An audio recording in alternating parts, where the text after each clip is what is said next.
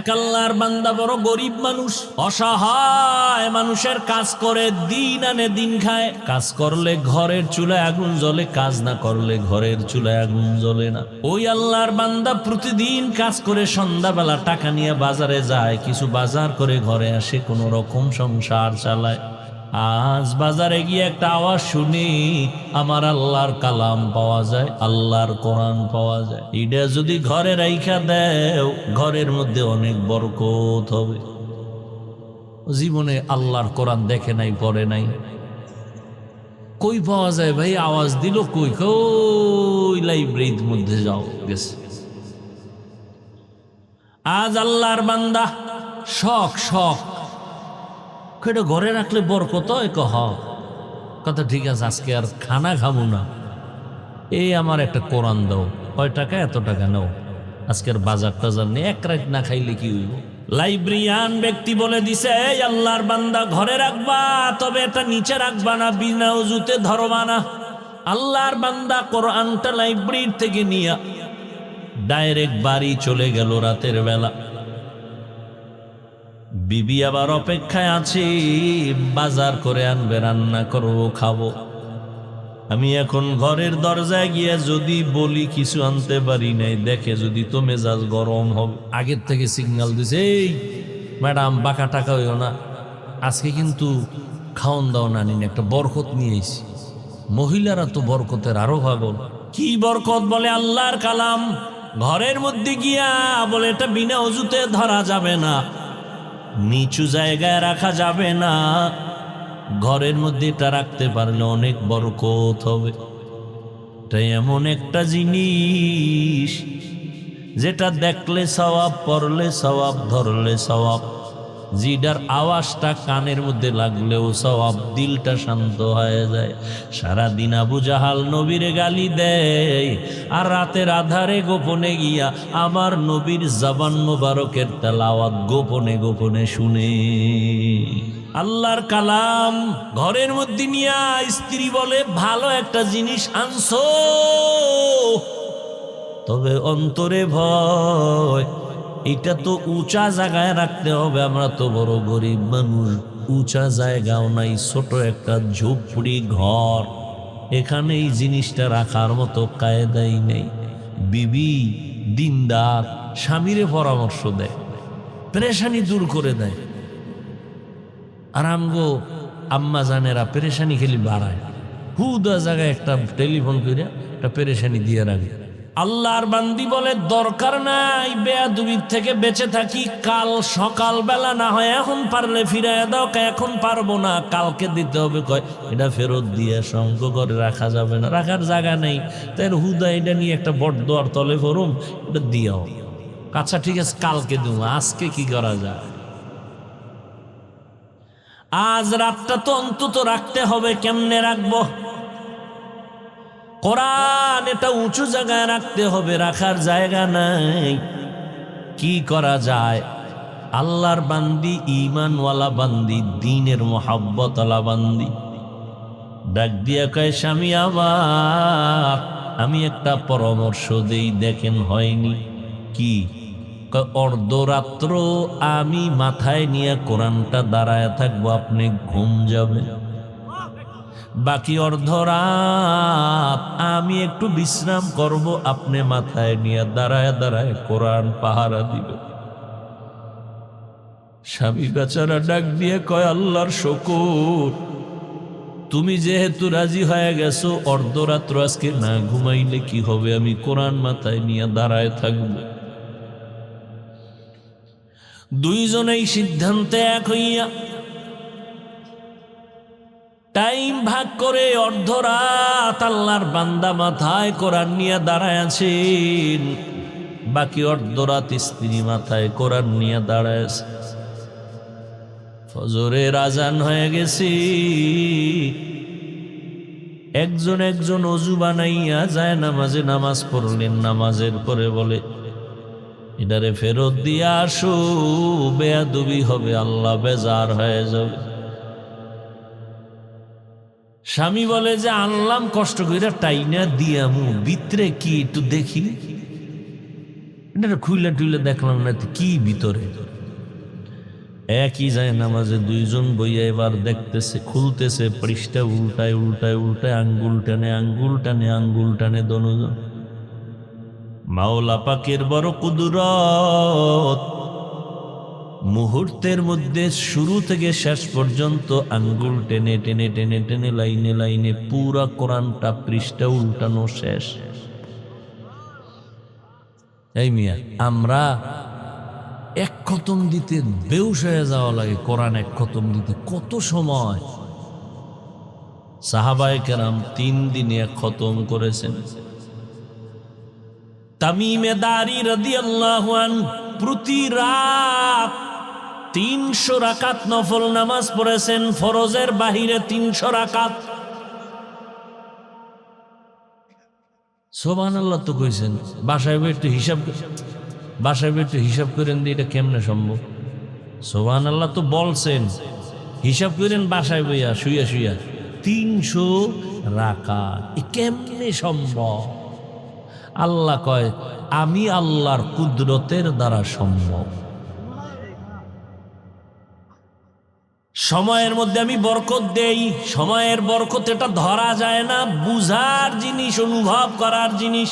এটা ক্যালকুলেটর, কম্পিউটারে হিসাব মিলবে না। দনজন আল্লাহর কোরআন আঙ্গুল দিয়ে টানলেন। এইবার বলে, ও বিবি কিছু বুঝছো নি?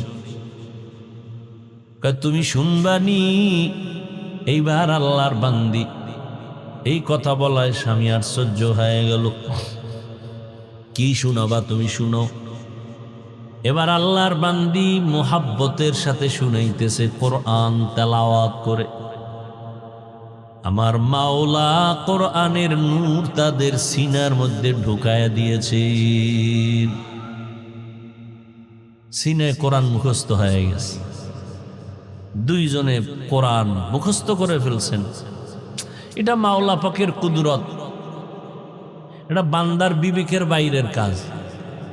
যতই ঘুরাইয়া চেষ্টা করবেন কাজ হবে না, কারণ আমগো মেমোরির জিবি ওই পরিমাণ নাই যে আল্লাহর কুদরতের মধ্যে গবেষণা করে কিছু বুঝবো। আল্লাহ যেটা বুঝার সুযোগ দিবেন বুঝবো।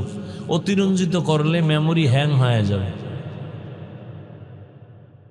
ঠিক নিহি 2 GB মেমোরি ওয়ালায় যদি বলে 8 GBর মধ্যে যা আছে এটার ভিতরে ঢুকা, মেমোরি হ্যাং হবে, পিসি হ্যাং হবে, মনিটর হ্যাং হবে, গোষ্ঠী শুদ্ধা হ্যাং।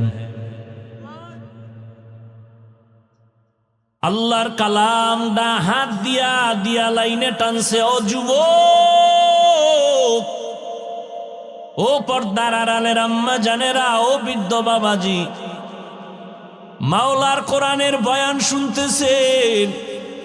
শুনতে শুনতে শুনতে শুনতে বয়স বুড়া হয়ে গেলেন, দাড়ি পেকে গেল, মরণের ভাব।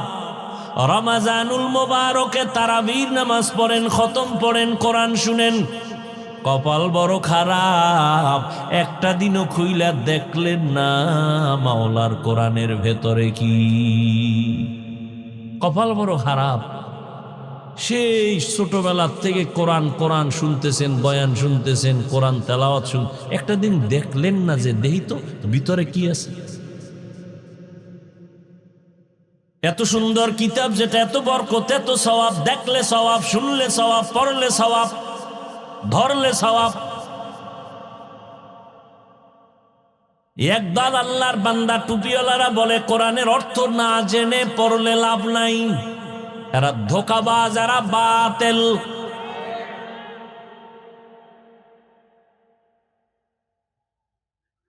বরং রমজানে পড়বেন আরো বেশি সওয়াব। রমজানে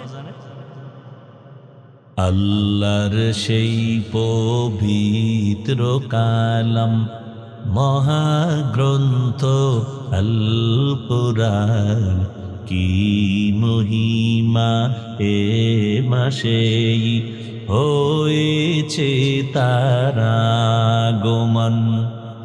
আল্লাহর সেই পবিত্র কালাম মহাগ্রন্থ আল কুরআন, কি মহিমা এ মাসেই হয়েছে তারা আগমন। এক নেকে শতুর রহমান, দেন ফরজ দেন নফল ফরজ সমান। রহমত বরকত নাজাতের মাস, জ্বালাও আমলের বাতি। ভুলবো না ভোলা যায় নাকি মাহে রমজানের স্মৃতি। ভুলবো না ভোলা যায় নাকি মাহে রমজানের স্মৃতি। এ মাসের কত ফজিলত জানো কি মুসলিম জাতি। ভুলবো না ভোলা যায় নাকি মাহে রমজানের স্মৃতি। ভুলবো না ভোলা যায় নাকি মাহে রমজানের স্মৃতি। ঘুম আসতেছে আপনার? আরে যুবক আল্লাহর গোলাম, জীবনে সব কামাই করলি, মাওলার কাছে কি নিয়ে যাবি? আল্লাহ যদি জিগায় তোর সব মাপ, তুই জীবনে যত আকাম করছো সব মাপ, খালি একটা ভালো কাজের কথা ক যেটার ধৈরেই আমি তোর জান্নাত দিন। একটা আছে? কি মাস্তান হয়ে বয়ে দিস, হুজুর মুজুর এটি কোনো পছন্দই হয় না। একটা আমল যদি আল্লাহ জিজ্ঞেস করে বান্দা বল, একটা আমল দেখা। হাদিসে পাকে নবী বলেন কিচ্ছু নেই, বান্দার আল্লাহ দেখবে, দেখ বান্দার নামটা নবীদের সাথে মিল আছে। যদি দেখে নামটা আব্দুর রহমান, নামটা হলো আব্দুল করিম, নামটা হলো রহিমা খাতুন, আয়েশা খাতুন, খাদিজা খাতুন, নামটা সুন্দর, নবীদের সাথে কোরআনের সাথে মিল, রাসূলের সহিহ হাদিস, আল্লাহ শেষবারে বলবে এই নামের বরকতে যাও, আমি তোমারে জান্নাত দিয়া দিলাম। নাম রাখছে সেন্টু, হৃদয়, বৃষ্টি, নদী, সাগর, সবুজ, গম্বুজ। কি সারা দুনিয়ার বেঈমানের বাড়ি ঘুরো, আব্দুর রহমান নামের একটা ছেলে পাবেন, পাবেন। সারা দুনিয়ার বিধর্মীদের বাড়ি বাড়ি ঘুরো, রহিমা নামে একটা মেয়ে পাবা। আসতে কেন পাবেন? কপাল এত খারাপ কেন আমাদের? আমরা এতটা ছোট মনের মানুষ কেন যে আমগো ঘরে ঘরে ঘরে ঘরে বেঈমানের পাতানো নাম, ঘরে ঘরে বেঈমানের নাম। একজনের নাম রাখছে বিপদ, সন্তানের নাম বিপদ, ডাক দিছে বিপদ। পিছনে একজনের তাকে ভাই কি বিপদ? কেন? আমার সন্তানের নাম বিপদ। আমার তো ভাই মহা বিপদ শুরু হয়ে গেছে। আহা, قال النبي صلى الله عليه وآله وسلم من ولد له ولد فليحسن اسمه وأدبه فإذا بلغ فليزوجه فإن بلغ ولم يزوج فأصاب اسما فإنما اسمه على أبيه। এই মা বাবা, সন্তান দুনিয়াতে আসার পরে তোমার দায়িত্ব সন্তানের ডান কানে আজান দাও, বাম কানে ইকামত দাও। 7 দিনের দিন চুল ফালাও, সুন্দর একটা নাম রাখো, আকিকা করায়া দাও। এরপরে আল্লাহর দ্বীনের শিক্ষা দিয়া সন্তানটারে আদর্শ ডাক্তার বানাও, আদর্শ ইঞ্জিনিয়ার বানাও, আদর্শ প্রফেসর বানাও, আদর্শ একজন গবেষক বানায়া দাও। বেয়াদব বানাইও না। নবীর আদর্শ দিয়াই বান্দাটারে তুমি ডাক্তার বানায়া দাও। আর তাসলিমার মতো যদি ডাক্তার হয়, জুতার বাড়ি ছাড়া উপায় নাই। আদর্শের ডাক্তার বানাও। কয় আদর্শ পাবো কই? বলে পৃথিবীর মধ্যে শ্রেষ্ঠ আদর্শ হলো রহমাতুল লিল আলামিনের আদর্শ। আমার নবীর আদর্শ কেমন? নবী মাত্র 13 বছরের ব্যবধানে মক্কার খারাপ চরিত্রহীন মানুষগুলোকে দামি মানুষ বানায় ফেললেন। নবী একটা বেতের বাড়িও দিলেন না, নবী একটা মিথ্যা কথা বললেন না। কেমন মায়ার নবী আমার! নবী একটা গালিও দিলেন না। হাজার হাজার হাজার গালি আসছে, নবী একটা গালির জবাবও দিলেন না। আরো আশ্চর্য খবর, আমার নবী কখনো জীবনে চক্ষু গরম করে কারো দিকে তাকান নাই। কি যুবকেরা, সুবহানাল্লাহ না? ওগো নবীর উম্মতেরা, হয়ে আজি দিশাহারা, কোরআন হাদিসের চলো যখন যাহা চায় মনে, নবী বিনে কে তরাবে পুলসিরাত মিজানে, নবী বিনে কে তরাবে পুলসিরাত মিজানে।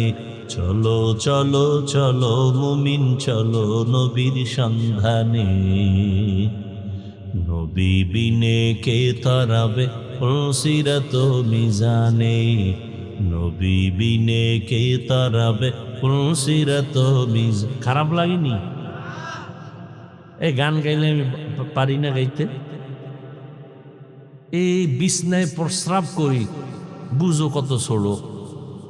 সেই সময় থেকে গজল গাই, তাও এখন তো গজল নেই, এখন গান শুরু হয়ে গেছে।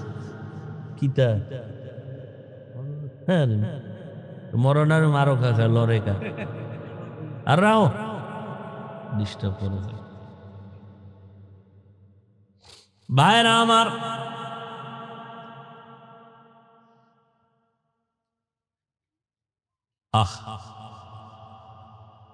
নাদ পড়বে, হামদে বাড়ি তাআলা পড়বে, চোখের পানি পড়বে, মানুষের আকর্ষণ বাড়বে আমলের দিকে। কি গায় গানের মতো এরম কইরা কইরা গান, এটি গজল। এ কমুনা আমার ভাই গো, আবার কষ্ট লাগবে। কি করি? বললেও বিপদ, না বললেও বিপদ। আল্লাহ সবাইকে মাফ করে। এরে আল্লাহর বান্দা, কইতন কই গেছি গে জানি না, তবে এতটুকু বলতে পারি, আল্লাহ যে কথা জবানে বলাবেন ওই ভরসা করে বসছি, এবং এখানের জন্য যেই কথা প্রয়োজন আল্লাহ তাই বলাবেন, আমি বিশ্বাস করি। আয়াত কিন্তু নিছি জাহান্নামের আগুন থেকে বাঁচো। ইয়া আইয়ুহাল্লাযীনা আমানু কু আনফুসাকুম ওয়া আহলিকুম নারা, ও মুমিন জাহান্নামের আগুন থেকে নিজেকে বাঁচাও, তোমার আহালকে বাঁচাও। 1 নাম্বার দায়িত্ব নিজেকে বাঁচাও, 2 নাম্বার দায়িত্ব তোমার আহালকে বাঁচাও। ও আব্বা আম্মারা, আপনাদের সন্তান আপনাদের আহাল, আপনিও জাহান্নাম থেকে বাঁচবেন, আপনার সন্তানদেরও বাঁচাবেন। নিজেও নামাজ পড়বেন, সন্তানদেরকেও নামাজি বানাবেন। নিজেও কোরআন শিখবেন, পড়বেন, সন্তানদেরকেও কোরআন শিখাবেন, পড়াবেন। নিজেও হালাল খাবেন, সন্তানদেরকেও হালাল খাওয়াবেন। খবরদার নিজেও সুদ খাবেন না, নিষ্পাপ সন্তানগুলোকে সুদের টাকা খাওয়াই পবিত্র রক্তটারে নাপাক বানাবেন না। কত বড় কুলাঙ্গা, নিজে হারাম খায়, যাইনা শুইনা খাক, মরার পরে ভিডাভিডি যাওয়া হবে, কিন্তু তোমার ঘরের মা, তোমার ঘরের বাচ্চাটার কি দোষ? ও রক্ত তো পবিত্র, ওকে কেন হারাম টাকা খাওয়ায় রক্ত নষ্ট করলাম? নিজেকে জাহান্নাম থেকে বাঁচাও, তোমার আহালকে বাঁচাও। ও স্বামী, নিজেকে জাহান্নাম থেকে আগে বাঁচাও, তোমার আহাল তোমার স্ত্রীকে জাহান্নাম থেকে বাঁচাও।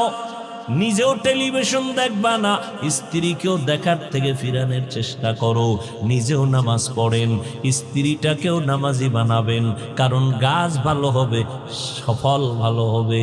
আম্মা জানের আদর্শ যদি ভালো হয়, সন্তান ভালো হবে। এই দুনিয়াতে যত ভালো ভালো সন্তান আসছে, সব হলো মা বাবার অবদান, মায়ের আদর্শের কারণে। মায়ের আদর্শ ভালো তো সন্তান ভালো। যেই গাভী ভালো, ওই গাভীর দুধ বেশি হয়। আপনারা গাভী কিনতে যান দুধ পান করার জন্য, আগে জিগায় মায়ের দুধ কয় কেজি হইতো, কয় 20।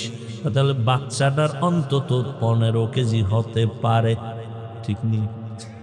একটা গাভী কিনতে গিয়া মায়ের খবর নিলেন, একটা বিবাহের পাত্র দেখতে গিয়া পাত্রীর কাছে জিগাইলেন না এর মা পর্দা করেনি, এর মা কোরআন পড়তে জানেনি। কারণ মা যদি কোরআন পড়নেওয়ালা হয়, পর্দা করে, মেয়েটাও পর্দা করার মধ্যে আসতে পারে, ফায়দা হবে, কোরআন পড়লে লাভ হবে। ঘরের মধ্যে আম্মা জান কোরআন পড়বে, রহমতের ফেরেশতা ঘরটা পাহারা দিবে। জাহান্নামের আগুন থেকে নিজেকে বাঁচান, আহালকেও বাঁচান। কেন? বলে ওয়াকুদুহান নাসু ওয়াল হিজারা, জাহান্নামের আগুনের ইন্ধন হবে মানুষ আর পাথর। দুনিয়ার আগুন আগুন, জাহান্নামের আগুনটাও আগুন। দুনিয়ার আগুনের দ্বারা মানুষের উপকার হয়, মাঝে মাঝে ক্ষতিও হয়, কিন্তু জাহান্নামের আগুন সব সময় ক্ষতি আর ক্ষতি আর ক্ষতি। দুনিয়ার আগুন নরম, জাহান্নামের আগুন বড় হার্ড। দুনিয়ার আগুন হাতে লাগলে হাত জ্বলে, পাও জ্বলবে না। জাহান্নামের আগুন যে কোনো জায়গায় শরীরে লাগবে, কলিজাটা পর্যন্ত ভুনা হয়ে যাবে। দুনিয়ার আগুন জ্বালাইতে নরম জিনিস লাগে, খের কুটা কেরোসিন। জাহান্নামের আগুন এত ভয়ঙ্কর, আল্লাহ বলেন এই জাহান্নামের আগুন প্রজ্বলিত করতে আমি প্রথম শক্ত জিনিস ব্যবহার করব। আর ওই শক্ত কি ব্যবহার করব জানুনি মানুষ? আমি জাহান্নামের আগুন জ্বালাইতেই ব্যবহার করব মানুষ আর পাথর। কোন মানুষ বলা হয় যায় না, কোন মানুষ দিয়া জাহান্নাম বানাবেন বলা যায় না। রাসূলের সাহাবী আবু হুরায়রা রাদিয়াল্লাহু তাআলা আনহু, একজন মুহাব্বতের সাহাবী বলেন, ও ভাই আবু হুরায়রা, আপনি নবীর সোহবতে বেশি সময় কাটাইছেন, নবীজির এমন একটা হাদিস আমাকে আপনি শুনাইবেননি? আবু হুরায়রা রাদিয়াল্লাহু তাআলা আনহু বলেন, ঠিক আছে, আসেন আমি শুনাবো। একটা নির্জন জায়গায় বসছে, দুইজনে বই আবু হুরায়রা বলেন, ও ভাই, ওই হাদিসটা আমি আপনাকে আজকে শোনাবো, যেই হাদিস আমাকে নবী শুনাইছেন। এই রকম নিরিবিলি একটা ঘর, কেউ ছিল না, রহমতের নবী আর আমি আবু হুরায়রা ছাড়া কেউ নাই। এ কথা কইয়া একটা চিৎকার দিয়ে বেহুশ হয়ে পড়ে গেছে। আবু হুরায়রা রাদিয়াল্লাহু আনহু হুশে আসছেন। হুশে আসার পরে আবার বলতেছেন, ভাইজান আমি ওই হাদিসটা আপনাকে শোনাবো, যেই হাদিস আমাকে নবী মোহাব্বত লাগায় শুনাইছেন। এমন একটা নির্জন জায়গা যেখানে নবী আর আমি আবু হুরায়রা ছাড়া কেউ ছিল না। আবু হুরায়রা এই কথা বইলা আবার একটা চিৎকার মেরে বেহুশ হয়ে গেছে। আবার হুশে আইসা আবার বলেন, ওই হাদিসটা শোনাবো যেই হাদিসটা নবী আমাকে একা একা শুনাইছেন। আবার বেহুশ। এইভাবে কয়বার বেহুশ? কয়বার? চতুর্থবারে কয়, ভাই শুনেন, মায়ার নবী হাদিস আমাকে শুনাইছেন, কিয়ামতের ময়দান কায়েম হয়ে যাবে। আবু হুরায়রা কাঁদেন আর বলেন, নবীজিও কান্না করে হাদিসটা শুনাইছেন। কিয়ামতের ময়দান কায়েম হয়ে যাবে। ময়দানটা সমতল, এই জমিনটাই হবে কিয়ামতের মাঠ। এই যে আমরা জমিনে বসে আছি, এটাই কিয়ামতের মাঠ। কিচ্ছু থাকবে না, পুরা জমিনটা সমতল হয়ে যাবে। আল্লাহ পাক মানুষগুলোকে উঠাবেন, সব মানুষ দাঁড়াবে, নারী পুরুষ সব একেবারে উলঙ্গ। সূর্যটা নিচে নেমে আসবে, সূর্যর তাপ জমিনে দেওয়া হবে। অপর দিকে জাহান্নামের আওয়াজ, ওদিকে আমার আল্লাহ রাগান্বিত আওয়াজ দিয়ে বলবেন, লিমানিল মুলকুল ইয়াউম লিল্লাহিল ওয়াহিদিল কাহ্হার। হাসরের ময়দানটা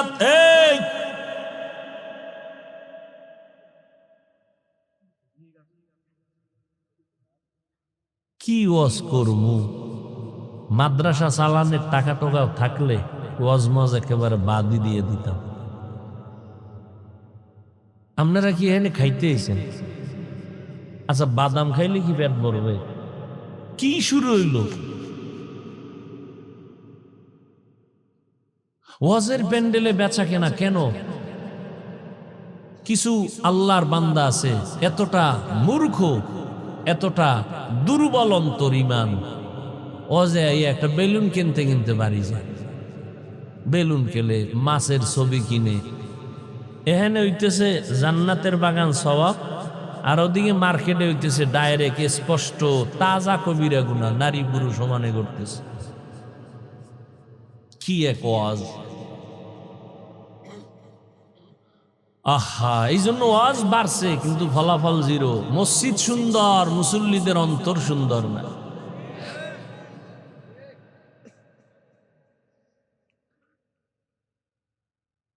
কি একটা মজার কথাটা ঘুরাইয়া শেষ করবো, এর মধ্যে একটা ভেজাল শুরু করে। একটা লোক যদি অন্য মনস্ক থাকে তাই বয়ান কি, আমি শুনেন, বয়ান কোনো বক্তার ক্রেডিটে বয়ান হয় না, এটা মনে রাখবেন আজীব। বক্তার বাহাদুরি খুব এলেমলা, আল্লাহর কসম, বক্তার বাহাদুরি দিয়া বয়ান হয় না।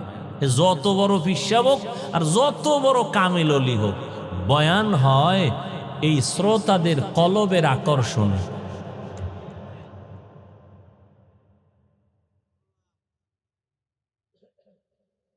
আমি 12টার মধ্যে চাইছি মোনাজাতটা দিয়ে যাবো, বয়ান করতেছি, কে বের করতেছে? আমি কি নিয়ে মুখস্থ করে আসছি যে আজকে এখানে এই কথা বলবো?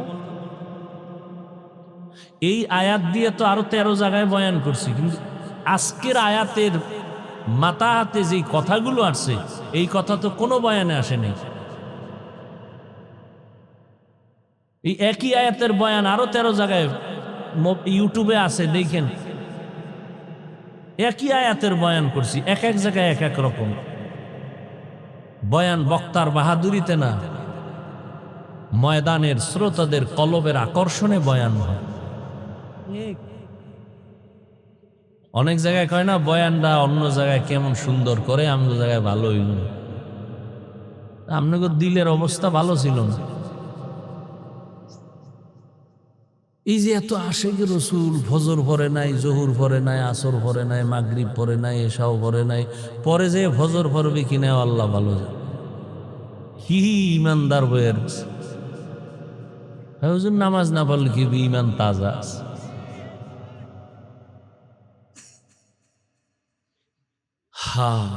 আবু হুরায়রা রাদিয়াল্লাহু তাআলা আনহু কান্না করলেন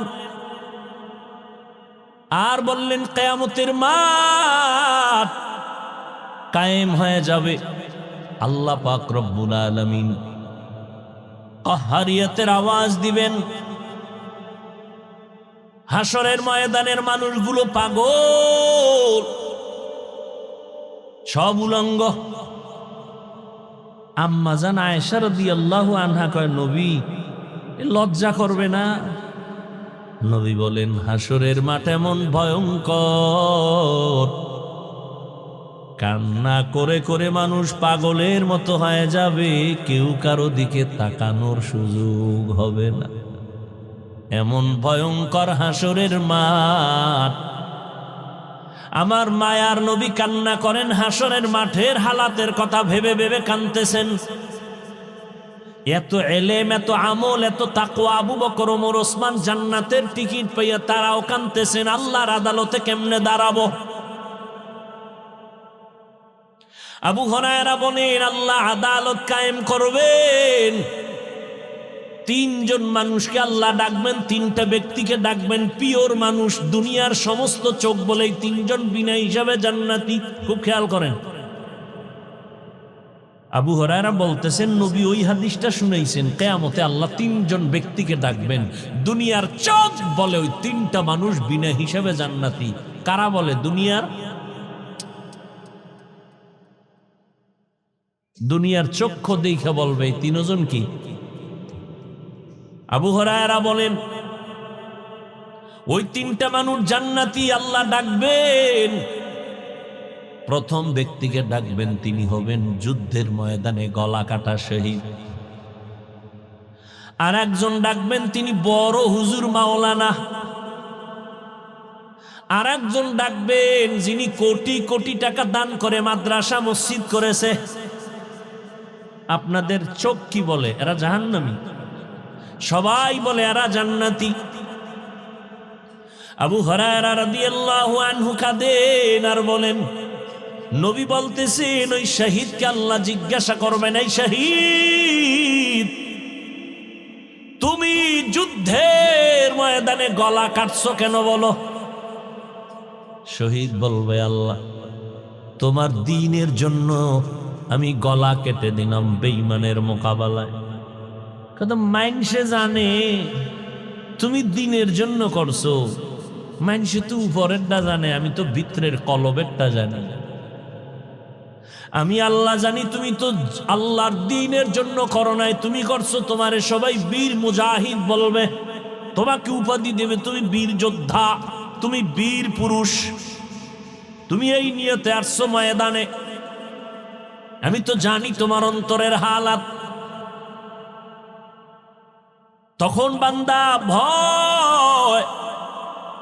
আবু হুরায়রা বলেন নবী বলতেছেন আমার আল্লাহ রাগান্বিত হয়ে বলবেন, এই জাহান্নামের ফেরেশতা, এই নাফরমানের ধর, জাহান্নামের শিকল দিয়া বাঁধো। যুদ্ধের ময়দানে গলা কাটা শহীদ, আল্লাহ বলবে কে জাহান্নামের শিকল লাগাইয়া জাহান্নামের দিকে নিয়ে যাও। আল্লাহর অর্ডার হবে, জাহান্নামের শিকল লাগাইয়া জাহান্নামের দিকে নিয়ে যাওয়া হবে। এরপরে আল্লাহ ডাকবেন, এই মাওলানা সাহেব দাঁড়াও, আমি আল্লাহ তোমাকে ব্রেন দিয়েছি, তুমি অনেক কোরআন হাদিসের জ্ঞান অর্জন করে কি করেছো বলো? বলবে, আল্লাহ আমি তোমার দ্বীনের দাওয়াত দিয়েছি, কোরআন হাদিস শিখা মানুষের বয়ান করেছি। কেন কেন? তোমার সন্তুষ্টির জন্য। কয় না না, মানুষ জানে তুমি আমার জন্য কাজ করছো, আর আমি আল্লাহ জানি তুমি নিজেকে মাওলানা বানানোর জন্য টুপি লাগাইছো, মানুষের বাহা বাহা পাওয়ার জন্য তুমি এই বেশ ধরেছো, মানুষের ধন্যবাদ পাওয়ার জন্য তুমি এগুলো করছো। আমি আল্লাহ জানি তোমার অন্তরের হালাত, তোমারে মাঝে মাঝে মুক্তি সাপ না বললে কষ্ট পাইতা, মাওলানা না বললে কষ্ট পাইতা। এগুলো তো দুনিয়ার জন্য, তুমি দুনিয়া কামাই করার জন্য এলেম শিখছো, দুনিয়ায় পেয়ে গেছো, আমার কাছে কিছু নাই। আল্লাহ বলবে, জাহান্নামের ফেরেশতা এই মাওলানাকে ধইরা জাহান্নামের শিকল লাগাও, জাহান্নামের দিকে নিয়ে যাও। সর্বশেষ আল্লাহ পাক দানবীর টাকাওয়ালাকে ডাকবেন, ও দানবীর টাকাওয়ালা, আমি আল্লাহ তোমাকে গরিবী হালাতের থেকে তোমারে ধনী বানাইছি, বলো টাকা পয়সা কি করেছো? দানবীর বলবেন, হে মালিক, তোমার দিন জিন্দার জন্য মাদ্রাসা বানাইছি, মসজিদ বানায় দিছি। আল্লাহকে এটা মানুষ জানে, কিন্তু আমি তোমার অন্তরের খবর জানি, তুমি মানুষের ধন্যবাদ পাওয়ার জন্য দান করেছো। তোমার নামটা বড় কইরা না বললে মনে কষ্ট পাইতা, কেউ জানে না আমি জানি। তোমার নামে আলহাজ না লেখলে কষ্ট পাইতা, কেউ জানে না আমি জানি। তোমারে যদি একটু সম্মানের চেয়ার না দিত তুমি কষ্ট পাইতে আমি জানি, তাহলে তুমি টাকা পয়সা ব্যয় করছো মানুষের ধন্যবাদ পাওয়ার জন্য, সেটা দুনিয়ায় পেয়ে গেছো। আজ আমি মাওলার আদালতে তোমার কিছুই নাই। আল্লাহ বলবে জাহান্নামের ফেরেশতারা একে ধর, জাহান্নামের শিকল লাগাই একে জাহান্নামের দিকে নিয়ে যাও। ও আল্লাহর বান্দারা, আমি যে কথাটা বুঝাবার জন্য ঘটনাটা টানলাম, আবু হুরায়রা কান্না করে শুনাইছেন। ও আল্লাহর বান্দা, গলা কাটা শহীদের যদি এমন অবস্থা হয়, একজন দ্বীনের দায়ী মাওলানা সাহেবের যদি কিয়ামতের ময়দানে এমন হালাত হয়, একজন মসজিদ মাদ্রাসা দ্বীনের পথে দান কর্মীওয়ালার যদি এমন অবস্থা হয়, একটু চিন্তা করবেন আপনার আমার উপায় কি হবে সেই দিন। আজকে মনে হয় আমার মতো মাওলানা আপনারা কত সম্মানে আমাকে বসাইছেন, কিন্তু গুনার দিকে তাকায় দেখি মনে হয় এই মাঠে আমার মতো গুনাহগার আর একজনও নাই। আমার গুনার খবর আপনারাও জানেন না, আমার আব্বা আম্মা কেউ জানে না। আমার হাতের দিকে তাকাইলে মনে হয় হাত পাপের কারণে নাপাক, গুনার কারণে আমার জিহ্বা নাপাক। এই জিহ্বা দ্বারা কত গীবত করলাম, শেখায়াত করলাম, কত মানুষের নামে কত অপবাদ দিলাম। এই হাতের দ্বারা কত গুনাহ করলাম, চোখের দ্বারা কত গুনাহ করেছি। ও যুবক বাবারা, পাও দুইটা ধইরা বলে গেলাম, যদি বলো হাফিজ ভাই নিচে নাইমা পাও ধরেন, আমি তোমার পাও নিচে নাইমা ধরি। বলো বাবা, দরওয়াজা জানালা আটকাইয়া সারাটা রাত মোবাইলের দিকে তাকাইয়া কবিরা গুনাহ করলা।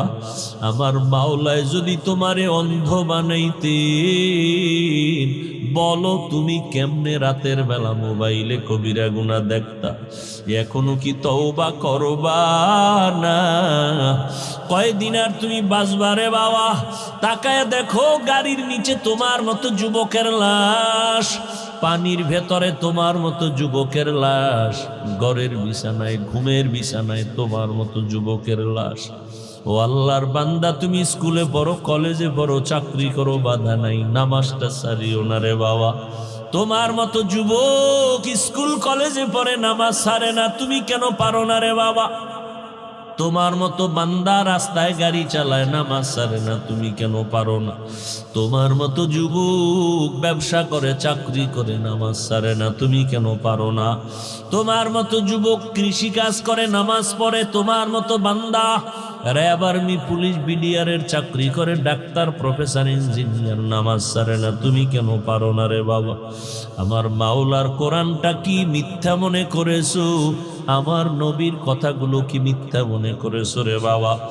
একজন, দুইজন, তিনজনে বললে হয়তো সন্দেহ করতে পারো এ কথাটা মিথ্যা, কিন্তু আখিরাতের কথা, গুনাহগারের জাহান্নামের বয়ান তো লক্ষ লক্ষ নবীরা বললেন, লক্ষ লক্ষ সাহাবায়ে কেরাম একই বয়ান করলেন, কোটি কোটি কোটি কোটি ওলামায়ে কেরাম আল্লাহওয়ালারা একই বয়ান করে কবরে গেলেন। তাবলিগওয়ালারাও বলে গুনাহ ছাড়ো, নেক আমল করো। পীর সাহেবরাও বলে গুনাহ ছাড়ো, নেক আমল করো। আল্লাহওয়ালারা সবাই বলে গুনাহ ছাড়ো, নেক আমল করো। উলামায়ে কেরাম বলে গুনাহ ছাড়ো, নেক আমল করো। ও যুবক, আজকে আমিও যদি তোমার মতো প্যান্ট শার্টটাই লাগায় রাস্তায় ঘুরতাম, দাড়ি কেটে, কেউ আমারে বাধা দিত না রে বাবা। এই টুপির কারণে মাথা গরম লাগে তাও জানি, দাড়ির কারণে যৌবনের ভাব চলে যায় তাও বুঝি, লম্বা জামা গায়ে পরার কারণে শরীরটা গরম লাগে, আটকা আটকা লাগে তাও বুঝি, শীতের মধ্যে ঠান্ডা পানি দিয়া ওযু বানাইয়া ফজরের নামাজ পড়তে অনেক কষ্ট তাও বুঝি। এই টুপিদারির কারণে আলেমরা অনেক গালি শুনছেন, ফাঁসি হয়েছে তাও জানি। এরপরও এখনো শুনি কত মানুষ, তোমরা তোমাদের মতো কত বান্দারা আমগো গালি দাও, পাঁচকুল্লি বলে গালি দাও, চরমনাইরে গালি দাও, তাবলিগওয়ালাদের বিরুদ্ধে বলো, দেওবন্দীদের গালি দাও, জানি শুনি, তারপরও কোনো জবাব দেই না বাবা। এরপরও কেন টুপি ফালাই না, নামাজ সারি না, দাড়ি কাটি না? একমাত্র কারণ আমার কবরে আমি যাব, তুমি যাবা না। আমার কবরে আমার এই জামা কাপড় বেলেট দিয়ে আমার আপনজন কেটে কেটে রেখে দিবে। আমার বিদায় বেলা 3টা সাদা কাফন। ওই কবরে 3টা প্রশ্ন তোমাকেও করা হবে, আমাকেও করা হবে। রবের পরিচয় দাও, ধর্মের পরিচয় দাও, রাহমাতুল লিল আলামিনের পরিচয় দাও। ও বাবা, ওই কবরে যাইয়া আমি হুজুর জবাব দিতে পারবো এই কোনো গ্যারান্টি নাই রে বাবা। এই কারণেই তো আবু বকর সিদ্দিক রাদিয়াল্লাহু তাআলা আনহু সারা রাত কান্না করলেন নামাজে। ওমরে ফারুক কান্না করলেন জীবনভর, আল্লাহর কাছে আমি কেমনে দাঁড়াবো। ওসমান রাদিয়াল্লাহু তাআলা আনহু কান্না করলেন, কবরে আমার কি উপায় হবে। তারা যদি এত আমল করিয়া কাঁদেন, তোমার আমার কি পরিমাণ কান্না করা দরকার। হেদায়াতের মালিক আমার আল্লাহ, এখনো তওবা কি করবা না রে বাবা। ও আল্লাহর বান্দা, মনেরে বুঝাও, তোমার মতো যুবক যদি জেনারেল লাইনে থাকিয়া নামাজ পড়ে, তুমি কেন পারবা না। ও পর্দার আড়ালের আম্মা জানেরা, আপনারা নবীদের মা, সাহাবায়ে কেরামদের মায়ের মতো মা, আপনারা হাফেজে কোরআনের মায়ের মতো মা। এই স্টেজে কতজন ছাত্রর মাথায় আজ পাগড়ি দিলাম, এরা সবাই কোরআনের হাফেজ। এদের সিনার মধ্যে মাওলার কোরআন মুখস্থ হয়ে গেছে। কিয়ামতের ময়দানে আল্লাহ এদের ডাকবেন আর বলবে, রে গোলাম, দুনিয়াতে কোরআন তেলাওয়াত করছো তোর আর দুনিয়াওয়ালারা শুনছে, আজকে তুই পড়বি, আমি মাওলা তোর তেলাওয়াত শুনবো। আমার সামনে তেলাওয়াত কর। ইউকালু লি সাহিবিল কুরআন ইকরা ওয়ারতাকি ওয়ারাত্তিল কামা কুনতা তুরাত্তিলু ফিদ দুনিয়া ফাইন্না মানজিলাকা ইনদা আখিরি আয়াতিন তাকরাউহা। আল্লাহ বলবেন তেলাওয়াত করো, আর একতলা বিল্ডিং লিফটের মধ্যে উপরে যাও। শুধু তুমি একা যাইও না, ও কোরআনওয়ালা, আরো 10টা জাহান্নামীর ব্যাপারে আমার লিস্টি দাও, সুপারিশ করো। আমি মাওলা তোমার কোরআনের বরকতে, তুমি যে কোরআন শিখছো এই বরকতে আমি 10টা জাহান্নামীকেও তোমার সুপারিশে জান্নাত দিয়া দিব। ও আল্লাহর বান্দারা, ও আম্মা জানেরা, আজকে এই যে ছেলেরা পাগড়ি নিল, ওদের মা কত ধন্য, ওদের বাবাদের কপাল কত ধন্য। আপনার সন্তানটারে কেন কোরআন শিখাইতে পারলেন না? ডাক্তার বানাবেন আলহামদুলিল্লাহ, তবে কোরআন শিখাইয়া নবীর আদর্শের ডাক্তার বানাইয়া যাইয়েন। আপনার মতো মা নামাজ পড়ে স্বামীর মাল হেফাজত করে, আপনি কেন পারবেন না রে মা? কয়দিন আর দুনিয়ায় বাঁচবেন, একদিন দুনিয়া থেকে বিদায় হবেন। আজকে নতুন শাড়ি পরিয়া স্বামীর ঘরে আসছেন, কত আনন্দ। এমন একটা দিন আসবে সাদা কাফনের প্যাকেট হয়ে কবরে যাবেন। বাচ্চাগুলো আম্মু আম্মু বলে ডাকবে, আপনার জবানে কোনো আওয়াজ হবে না। ও বৃদ্ধ বাবাজিরা, কয়দিন আর দুনিয়ায় বাঁচবেন? আপনার মতো কত বুড়া মানুষ লাঠি দিয়া মসজিদে গিয়া কষ্ট করে করে নামাজ পড়ে সারেন, আপনি কেন পারবেন না? আল্লাহর কাছে তওবা করে নেন। জীবনে তো গুনাহ কম করি নাই, নামাজ কম সারি নাই, বেপরদায় কম চলি নাই, নবীর তরিকা কম জবাই করি নাই।